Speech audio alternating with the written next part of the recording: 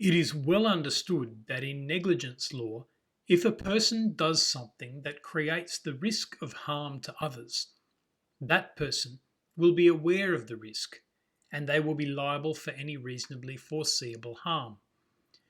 But what if a person is merely responsible for a set of circumstances or an environment where the risk of harm comes about without them actually doing anything? In this case, the defendant, the Consolidated Edison Company of New York, Con Edison, was responsible for a sidewalk grate.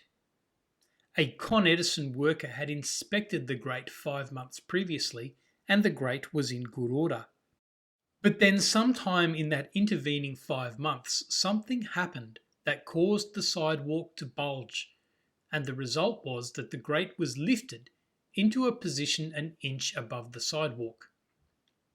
Nobody told Con Edison about this new danger, and so in the normal course of things, they would have had no knowledge about it until the grate was next inspected.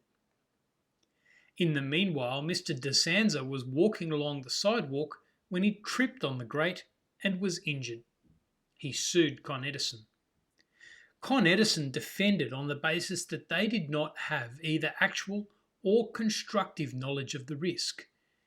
Actual knowledge of the risk would have happened if, for instance, they had inspected the grate and found that it was protruding. Constructive knowledge would have happened if they should have known, but they didn't know. So, for instance, if they didn't bother to undertake periodical inspections, the court might have decided that they had constructive knowledge of the risk because they would have known about it if they had bothered to find out.